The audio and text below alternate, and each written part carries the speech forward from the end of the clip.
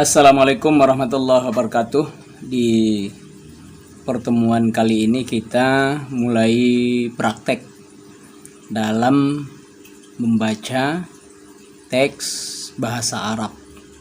Sengaja dipilihkan buat kesempatan kali ini berkaitan tentang hukum nikah. Yang diambil adalah arkanun nikahi. Arkanu artinya rukun-rukun. Jamak dari ruknun. An-nikahi adalah nikah, kawin atau zawaj. Dibaca arkanu dhammah marfu' karena tidak ada hal-hal yang menyebabkan dia mansub ataupun majrur. An-nikahi dibaca majrur karena dia menjadi mudhofun ilaih. Ingat bahwa pola mudhof dan mudhofun ilaih, mudhof itu nakirah, mudhofun ilaihnya ma'rifah. Apabila terjadi pola nakirah ketemu dengan ma'rifah, maka polanya adalah mudhof dan mudhofun ilaih atau disebut dengan pola idhofah. Arkanun nikahi. Arkanu jamak dari ruknun, isim. An-nikahi juga isim. Jadi dua isim antara nakirah dengan ma'rifah. Yang pertama al-awwal sighatun. Sighatun. Sighah. Ini juga isim. Ini juga isim. Sighatun. Apa arti sighah? Sighah artinya adalah bentuk ucapan kalimat. Kalau bahasa kita secara umum adalah bentuk ijab dan qabul. Jadi ijab dan qabul itu adalah sighat. Dalam jual beli juga ada sighat. Sighah ya, bentuk ucapan dalam pernikahan itu sendiri. La yasihhun nikah. La yasihhu, tidak sah. An-nikahu, nikah. Kenapa dibaca an-nikahu? Karena an-nikahu menjadi fa'il dari la yasihhu. La yasihhu nikahu illa bi ijabin wa qabulin. Illa kecuali. Bi ijabin. Kenapa dibaca majrur? Karena isim ini didahului dengan huruf jar, yaitu ba. Bi ijabin wa qabulin. Kenapa dibaca qabulin? Karena adanya huruf waw, huruf ataf. Kita sudah pelajarin, yaitu huruf ataf yang menyebabkan isim sesudahnya mengikuti kepada isim sebelumnya. Qabulin mengikuti kepada ijabin. Kenapa ijabin? Karena didahului sebelumnya oleh huruf jar. La yasihhun nikahu illa bi ijabin wa qabulin. Tidak sah nikah kecuali dengan adanya ijab dan qabul. Nah, kalau kita perhatikan seluruh kalimat ini, maka kalimat ini adalah jumlah fi'liyah. Sederhananya begitu. Karena tidak didahului dengan isim, tapi didahului dengan fi'il. La yasihhun nikah. Jadi fi'il la yasihhu itu adalah fi'il. Kemudian al-awwal sighat itu yushtaratu disyaratkan. Yushtaratu disyaratkan. Itu ya yang di tengah-tengah ya. Disyaratkan satu ayyakuna ini adalah fi'il mudhari. Dibaca fathah ayyakuna mansub karena didahului oleh huruf an. Huruf nasab. Kita sudah pelajari an, lan, idzan, kai, hatta. Kita sudah pelajarin itu ya. Ayyakuna asalnya takuna, asalnya adalah takunu. Takuna itu asalnya adalah takunu. Ya, asalnya takunu. Tapi dibaca antakuna, tidak usah pakai ikhfa lah ya. antakuna, maksudnya apa takuna itu? Kenapa dibaca takuna bukan yakuna? Karena mengikut kepada sirah. Mengikut kepada sirah. Ayyaku antakuna bilafzi dibaca kasrah, dibaca majrur juga karena ada huruf jar, huruf ba. Bilafzi at-tazwiji dibaca lafaz tajwij juga dengan kasrah karena dia mudhafun ilaih. Mudhafnya adalah lafzi, dibaca lafzi karena ada huruf jar majrur.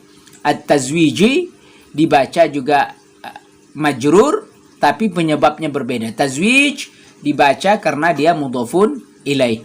Kita sudah pernah pelajarin juga bahwa ada dua saja penyebab kenapa isim itu bisa dibaca kasroh atau majrur. Penyebab pertamanya karena ada huruf jar seperti kalimat bilafzi. Penyebab keduanya adalah at-tazwiji. Apa itu? Mudhafun ilaih, menjadi mudhafun ilaih. Insyaallah. Au inkahi wa ma yushtaqu minha. Au inkah ataupun nikah. Wa ma yushtaqu minha. Kenapa dibaca ingkahi di sini juga majrur padahal penyebabnya cuma ada dua. Al-ingkahi bukan mudhafun ilaih, juga bukan majrur karena huruf jar, karena au itu tidak termasuk huruf jar.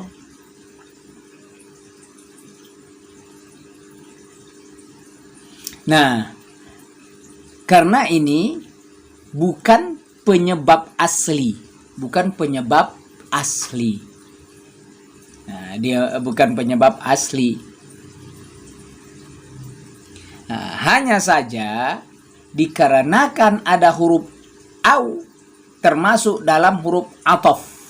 Termasuk dalam huruf atof. Kita sudah pelajari ya. Waw, fa, thumma, bal, hatta, au, am, lakin termasuk di antara huruf atof. Nah, bukan penyebab asli.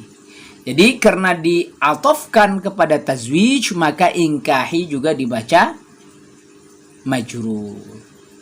Ai antakuna lafzut tajwij. Sirah itu haruslah dalam bentuk lafaz nikah. Tazwij, kawin. Au inkah atau lafaz nikah. Wa ma yushtaqu minha atau. Boleh juga wama sesuatu dan sesuatu yushtaqu minha yang berasal dari minhuma ya, minhuma. Maksudnya minhuma at-tazwij au nikah. Jadi minhuma tazwij au nikah. Ya, tazwij au nikah ya, dibaca minhuma, bukan minha ya, minhuma. Jadi lafal sirah itu harus mengandung kata nikah atau kata kawin atau sesuatu yang bersumber berasal dari salah satu keduanya, nikah ataupun kawin. Makanya dalam sirat nikah itu angkahtuka wa zawwajtuka, ku nikahkan engkau dan aku kawinkan engkau, untuk melengkapi kedua-duanya ini. Yang ketiga, yang kedua sebelah kiri, at-tasrihu bilafzi az-zawaj. At-tasrih kita udah tahu kalau begini diawali dengan isim, berarti ini adalah jumlah ismiyah. Setiap isim di awal kalimat, apalagi kayak begini adalah ma'rifah dengan tanda alif lam, maka secara otomatis dia adalah mubtada. Setiap mubtada wajib ada khobar. Kita mundur ke belakang di angka 1 tadi. Antakuna sebenarnya ada sighah di situ tapi tidak disebutkan. Nah, tapi kalau sini at-tasrihu bilafzi az-zawaji awin nikahi. At-tasrih jelas terang. Bilafzi dengan lafaz az-zawaj, nikah, kawin. Awin nikahi atau nikah. Fil ijabi wal qabuli. Fil ijabi wa fil qabuli. Fil ijabi dibaca juga majrur karena ada huruf jar.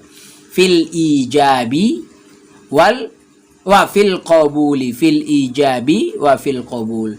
Di dalam ijab dan di dalam qabul. Nah, mazhab Syafi'i, karena kitab ini adalah kitab Syafi'i, ijab itu adalah ucapan wali kepada calon suami. Aku nikahkan engkau. Ijab. Qabul, aku terima. Nah, kalau mazhab yang lain, katakan mazhab Hanafi, siapa yang duluan itulah ijab. Siapa yang belakangan itulah qabul. Karena bisa saja kalimatnya, nikahin aku ya dengan anakmu, dengan mahar sekian, ya udah aku nikahin. Gitu ya. Bisa dipahamin lah kira-kira ya. Jadi bisa dibalik. Nah, tapi kalau mazhab Syafi'i tidak. Jadi yang meminta itu, itulah ijab. Menerima itu, itulah qabul. Yang ketiga, ittisalul ijabi bil qabul. Ittisalu dibaca dhammah juga, marfu, karena nggak ada sesuatu yang bikin dia majrur, bikin dia mansub, kecuali ada misalkan fi ittisali atau anna ittisala, tapi ini nggak ada. Jadi dibaca ittisalul ijabi, dibaca majrur sekali lagi al ijabi karena mudhafun ilaih. Bil qabuli, ittisalul ijabi bil qabul, bersambung antara ijab dan qabul. Maksudnya tidak berjeda. Ijabnya misalkan hari Kamis jam 2, nanti jawabnya jam 5, enggak begitu. Ittisalul ijabi bil qabuli. Bil qabuli dibaca majrur karena ada huruf jar juga. Ya, qabul. Yang keempat, baqa'u ahliyati. Baqa'u ahliyati. Baqa'u dibaca marfu karena tidak ada yang bikin dia mansub atau majrur. Ya. Baqa'u ahliyati. Ahliyati, kenapa dibaca ahliyati? Karena dia mudhafun ilaih. Baqa'u ahliyati al-aqidaini. Al-aqidaini asalnya itu adalah al-aqidani ketika marfu. Tapi di sini menjadi al-aqidaini karena posisinya majrur. Kenapa dia majrur? Karena dia menjadi mudhafun ilaih kepada ahliyah. Ahliyati menjadi mudhafun ilaih kepada baqa'u. Baqa'u mudhaf, ahliyati mudhafun ilaih. Tapi di sisi lain ahliyati menjadi mudhaf, al-aqidaini mudhafun ilaih. Baqa'u ahliyatil aqidaini. Baqa, menetap. Ahliyah, keahlian. Al-aqidaini, dua yang berakad. Al-aqid, aqidun, aqidun, aqidani. Aqid diambil dari kata aqada, aqidun. Jadi isim fa'il dari aqada, aqidun. Kalau dua, aqidani. Kalau jamak, aqiduna. Kalau muannas, aqidatun, aqidatani, aqidatun. Tapi ini posisinya mansub, majrur. Kita sudah pelajarin aqidin, aqidaini, aqidina. Tapi ini dibaca aqidaini karena musanna. Baqa'u ahliyatil aqidaini ila ayyatimma, ila sampai. Ayyatimma asalnya yatimmu, tapi karena ada huruf nasab. An yatimma, ayyatimma al-qabuli. Al-qabulu, ya, al-qabulu. Ila ayyatimmal qabulu. Ila ayyatimmal qabulu. Baqa'u ahliyatil aqidain, menetap keahlian dua yang berakad. Nanti saya jelaskan apa itu maksudnya. Ila ayyatimma al-qabulu, sampai yatimma sempurna. Al-qabul, apa qabul tadi? Penerimaan, aku terima. Nah, karena syarat ini melekat kepada dua orang yang berakad, yaitu wali dan suami. Wali dan suami ini harus memiliki keahlian. Artinya apa? Boleh melakukan akad pernikahan. Boleh melakukan akad pernikahan. Nah, karena tidak semua orang boleh melakukan akad pernikahan. Ya kan? Kalau dia misalkan Islam, baligh, berakal. Kalau dia Islam tapi belum baligh, kan tidak ahli ya. Tidak ahli dia untuk melakukan akad. Berakal, dia tidak berakal. Maka dia tidak boleh melakukan akad. Jadi melekatnya keahlian, kapabilitasnya sebagai orang yang melakukan akad sampai selesainya qabul. Misal, walinya ketika mengucapkan, aku nikahkan engkau dengan anakku dengan mahar sekian, belum dijawab oleh sang suami, bapaknya udah gila. Berarti tidak berakal di situ. Hilang akal. Jadi maksudnya tidak sah lagi kalau sudah dia hilang akal. Tapi ini harus ada ahliyah itu, kepakaran dia, kecakapan dia, kecakapan ya bahasa kita lebih. Kecakapan dia untuk melakukan ijab qabul ini tadi. Baik yang bapaknya sebagai wali atau calon suaminya. Yang keempat. Yang kelima, antakuna, sama seperti yang di atas tadi, asalnya adalah takunu. Antakuna as-sighatu munajjazatan. Antakuna, nih kalau yang di atas nomor 1 tidak ada as-sighatu. Di sini ada. As-sighatu jadi isim kana. Takuna itu asalnya adalah kana yakunu. Kana yakunu. Kana itu fungsinya turfa'ul isma, murafa'kan isim. Turfa'ul ismu, murafa'kan isim. Maka as-sighatu dibaca rafa'. Munajjazatan itu komplit, sempurna. Jadi sighah itu harus sempurna di situ. Ya, karena tidak ada sighah yang gantung, nggak boleh. Ya, harus sempurna. Sempurna ya. Jadi antakuna, bahwa sighah itu munajjazah. Munajjazah itu apa? Syamilah, sempurna, komplit.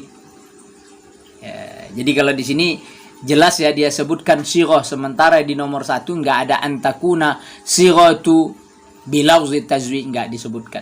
Terkadang bahasa Arab itu begitu. Kenapa? Baru saja kita sebut sighah di atas, jadi nggak perlu diulang terkadang. Ya, tapi dari mana kita bisa fahamin tadi itu kalau itu adalah sighah? Dari bentuk takuna. Ya kan? Karena bentuknya adalah muannas, sighah. Ya, kana merofakkan isim, menasabkan khobar. Jadi khobarnya munajjazah. Menjadi khobar dari kana.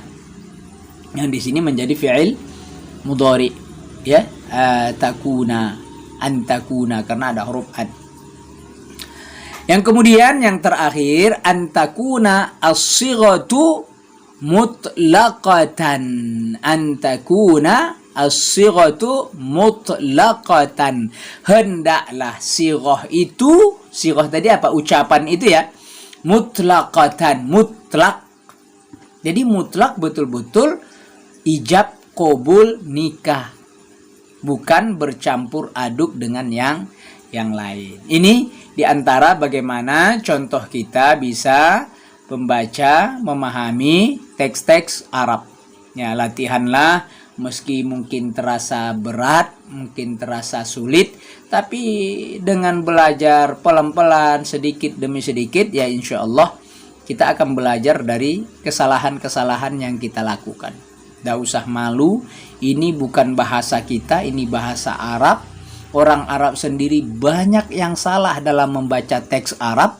Maka tidak usah heran kalau syekh-syekh di Arab sana senang kalau yang baca itu orang Indonesia. Orang Indonesia baca ngerti, tata cara membaca, nahu dan sorobnya dia ngerti. Saya kira ini sekedar buat pembelajaran bagi kita. Silakan nanti kamu buat catatan sesuai dengan apa yang dibaca tadi, ya. Jelaskan kata per kata, apakah itu isim, apakah itu fi'il, apakah itu huruf, ataukah itu fungsi beberapa adawat, beberapa alat-alat seperti anna atau an. Ada an, ada anna ya. Jadi teman-teman kalau pengen membedakan tuh, kalau anna itu biasanya ada tasydidnya. Kalau an enggak ada. Itu simpelnya begitu. Kalau an itu selalu masuk kepada fi'il mudhari. Ya, kalau anna itu selalunya masuk kepada isim. Ya. Jadi sebenarnya hal-hal yang begini itu bisa terasah dengan seringnya kita membaca teks Arab. Nanti lama-lama akan terbiasa. Nah, tugas antum, tugas kalian adalah menyalin, menuliskan kembali apa yang sudah dijelaskan ini. Nah, ditambah dengan tugas itu. La yasihhu nikahus sighari. Syighar, ya, tidak sah nikah syighar. Apa maksud nikah syighar? Shin ya, bukan shad. Kalau syighar itu berarti nikah anak kecil. Ini syighar. Silakan antum jelaskan nanti di pertemuan yang akan datang. Sekian. Assalamualaikum warahmatullahi wabarakatuh.